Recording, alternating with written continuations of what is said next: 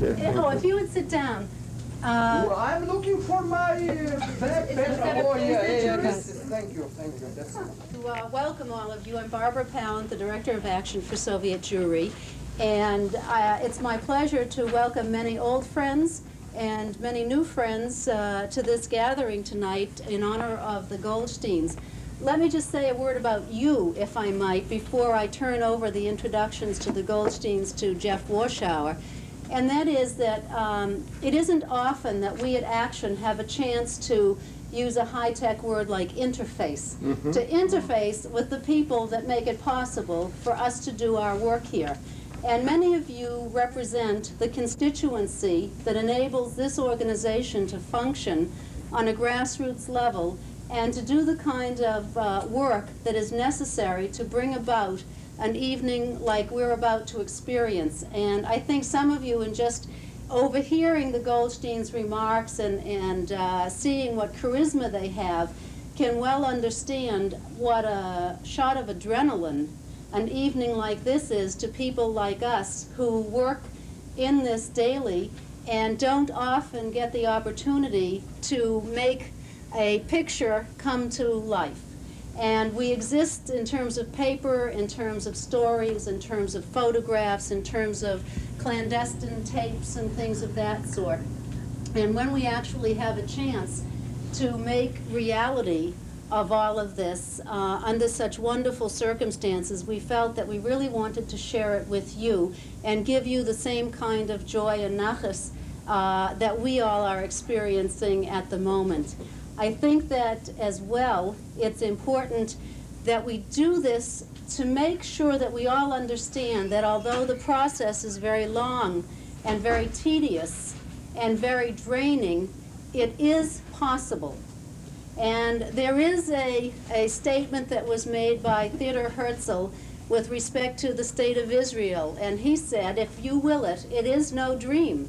And if we will the freedom of Soviet Jews to happen with greater frequency and in greater numbers, and if we keep working toward it, the same way our people has worked for generations and generations for the freedom of one another, for the dignity of one another, for the community of one another, then I think it will not be impossible in our lifetime to have many, many, many more occasions such as this evening.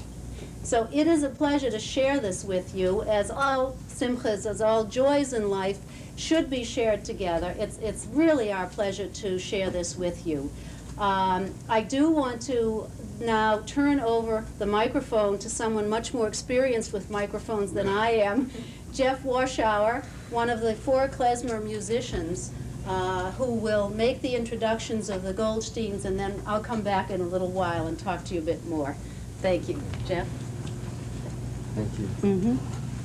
It's exactly a year today that 4 musicians from the Boston area, Jewish musicians, Rosalie, Jared, Meryl Goldberg, Hank Isnetsky, and myself, left for the Soviet Union. And we felt very privileged to go to the Soviet Union.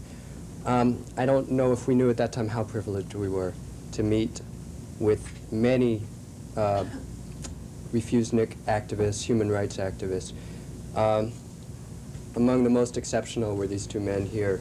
It's important to realize people here have been working for years and years and years on these kinds of issues. What's very important also is that there are people within the refuseniks community, like the Goldsteins, who really are leaders. Over 14.5 years of waiting, the Goldsteins really, I think, set an example for the refuseniks community. And it's really a great honor, a great, great honor to welcome them to Boston.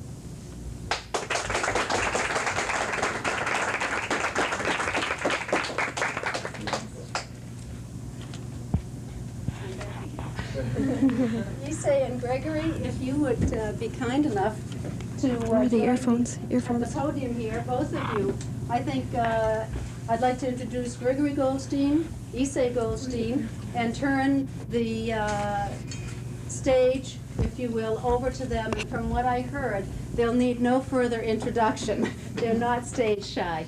And I think that they will talk in their own way and in their own words to us for a few minutes. Excuse me. Thank you very much. And look, I see here my picture, and I have strong suspicions that I was a little bit drunk that time. So, as Sharansky put it, what helped him survive, as well as to us and many of them? A sense of humor. When you are there and when you have no choice but to fight back and you have to survive, you must rely on your friends in the free world, that's you, and you must never show your oppressors that you feel weak, even if inside you sometimes feel some kind of tremor. You always must show them your strength. And what's the best way to show it? Through jokes. And we, a part of jokes, the last year of our long way to Israel also put together ensemble, is it called a team of musicians. And time and again, now traveling by the United States, and the same was in Israel, we were privileged to live there just 2 weeks. Well, people used to ask us a very simple question. What kind of instrument do you play? So, my answer was very simple. I used to play on KGB nerves. Putting together all really talented people such as Maestro Zinman, a very high professional in violin, brothers Gudava, unfortunately both of them in prison, Edward and Tengiz. Edward already sentenced to 4 years for so-called malicious hooliganism. His crime was that he displayed a sign on the balcony of his apartment saying, KGB, stop harassing Gudava family. That was his crime. And his brother, Tengiz, is waiting for trial. Charges are death of anti-Soviet agitation and propaganda. And one more member of our small community in Tbilisi, Tvaladze, by his ethnic background, he is half Georgian, father is Georgian, and mother is Belgian. So you see, there are the connections of all over the world. His uncle is, lives in Brussels, he's a Belgian citizen, but this guy, Tvaladze, he's considered by some people in Tbilisi nuts, crazy. Why? He converted himself to Judaism. And now, unfortunately, he is also being held at the KGB custody. And maybe just it was today, maybe yesterday, maybe in a couple of days, in the next days, both of them, Tengiz Gudava and Tvaladze, have to stand trial at the Supreme Court of Georgia. It's considered a capital crime, a big crime. So it could be a sentence of 7 years of so-called corrective labor camp, followed by 5 years of exile. So unfortunately, I must declare that the band now disbanded. And whatever possible must be done to secure freedom of the brave, nice people whose pictures you see here. What else? I feel obliged to call your attention, of course, to, you know, to whom? To, please, suggest me? To Ida Nudel, of course. We spoke with Anatoly Sharansky on the plane. We came here on the same plane, and we feel strongly that it is ripe time to secure her freedom. Now it's, if we may speak in terms of priorities, it is the first priority. It is our obligation, because we are now joined our forces with you, people in free world. It's our obligation to do whatever possible to secure Ida Nudel's freedom. Here I take liberty to read just excerpts from the statement which was sent out in the name of the General Secretary Mikhail Gorbachev on May 14. And in advance, before I read it, I want to inform you that some senators and congressmen joined to the statement, and they sent out also their statements to Mikhail Gorbachev. So it is with regret that we must inform you that the International Committee to Rescue Ida Nudel is preparing to conduct demonstrations at every Soviet embassy and Soviet office in Europe and the United States. These demonstrations will not be anti-Soviet in nature, but merely to urge the Ida Nudel of Benderit be reunited with her family in Israel. In this connection, we respectfully request that you intervene on behalf of Ida Nudel, a 55-year-old woman whose entire family is in Israel and who is left totally alone in the Soviet Union. For 15 years, she has been refused permission to join her family in Israel. When Mr. Mitran asked you to help her, unfortunately, your aides misinformed you. Of course, nobody misinformed. That's comment, of course. Nobody misinformed him, but we give him room for maneuvering.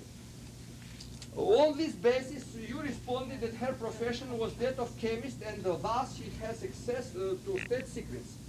However, she is not a chemist. She is an economist who has never had access to state secrets.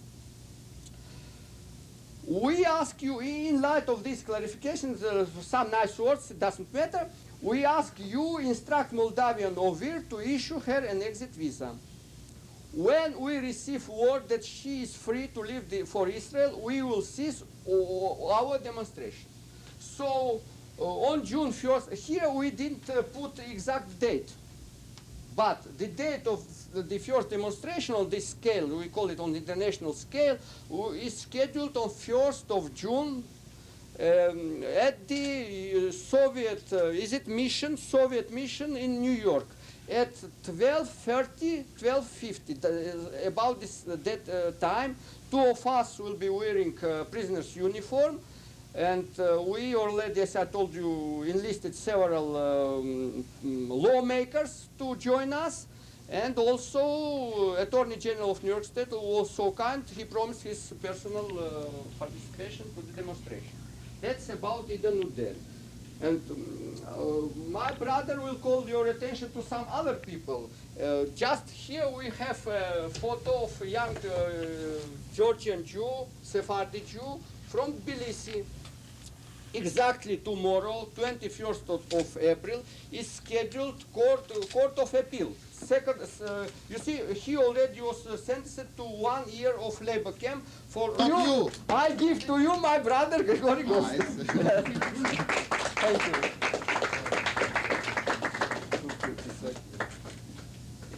Okay. Do you want it? Okay.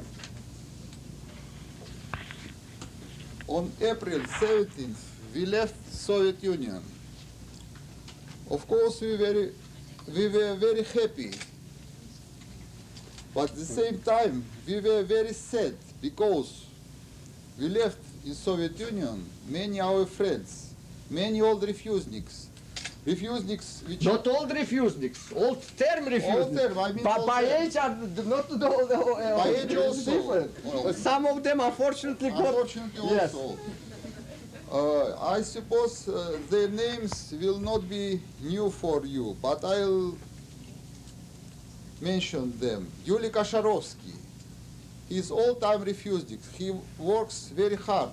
He has many dozens of teachers of Hebrew, which are his pupils. The same is Vladimir Prestin, Pavel Abramovich, Vladimir Slipak, Lev Gindin, Joseph Bigun, which serves now his third term in labor camp. And he received very big term, 7 years of labor camp and 5 years of exile. He received his term in 82.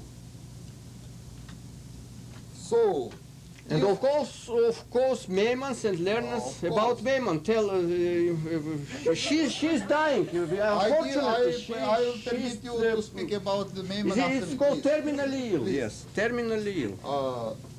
So, if we are now among you, this miracle is up to you. Because if we are alive, if we are not mentally ill, it's because we Are a little bit. We are. as you showed. If we are here, it's up to you. Because every time, every year, every season of year, we were visited by tourists. Now among you are sitting several of our visitors. And only after beginning of war in Afghanistan, quantity of our visitors dropped down. It was not up. It was not your fault. It was general situation in the world. But in spite of this, also it was from 80s. Yes. In spite of this, we were visited not in such big numbers, but in spite of this, we were visited by people. It permitted to us to keep our minds and to be vigilant. Now, when we went to United States, people asked us, where you studied your English? So we respond, we are very clever Jewish guys, and in a couple of days we studied our English. But it's, At your labor camp. but it's not so. We studied it because you visited us, and we were obliged to speak with you. That's why we, during 14.5 years, we studied our English. My English is not perfect, it's bad, but it's up to you, it's your fault. If I speak bad. It's because you're not so bright, maybe. But the main thing, we can correspond, and it's main reason it's enough. So I can tell you the truth, I am very touched to see not only our pictures, very terrible pictures, but also our friends which are not Jewish, but you care of them. It's very important. It shows that you are concerned not only in for Jewish people, but you are humanitarian. It shows your humanitarian approach. To be truthful, we are very disappointed with these two people, our friends, which are Catholics. They, till now, don't receive any moral or material support from Catholics organizations. No any group responded. If you compare quantity of Jews in the world with quantity of Catholics, it's incommensurable. It's correct. Different magnitude of... It cannot be compared. Several hundreds millions. порядок величины, как? Yeah, thank you. Incommensurable is not correct. Incomparable. Incomparable, yes. But in spite of several hundreds millions of Catholics, they till now didn't receive any moral support, not speaking about material support. So it's very touchy to see among us their pictures. Thank you for your care, for your humanitarian approach. Also, I would like to ask some kind of spicy item to tell you what I Couple of jokes, we have jokes. not prepared jokes. Okay, fine. Not it's after me. Sit down. It's impossible. Please take Wait, him you out. go on. You go on. Have you policemen here? So you go on. Just today I spoke to Mr. Gershovich and Dershowitz. I told him about conditions in Soviet labor camps and prisons, and they were interested to know what kind of transportation is used for Soviet prisoners, not for Jewish, general for every Soviet prisoner. You see, when you received your term, I was jailed and sentenced in Tbilisi, and they sent me in northwestern part of Soviet Union. So they use for such transportation, of course, not airplanes, jet planes, but wagon cars specially arranged for such occasion. Such a wagon has special name in prisoners' language, so-called Stolypin wagon. Stolypin was a minister in Tsarist Russia in 1905, so something nearby. Why such wagon received the name of Stolypin, I don't know till now. Maybe sometimes I know. I don't know. What represents such a wagon? Car. Those of you which traveled in Soviet Union had a chance to travel on by railways knows what means kupirovanный wagon. It's a wagon with compartments. Every compartment is assigned for 4 persons. 2 leads down and 2 up. So every compartment for 4 persons. And corridor is hereby you can get in every compartment. One wagon contains 20 compartments. Less, I think. 20. About 20. Less. 12, maybe 12. No. 12 or less. It's 36 people.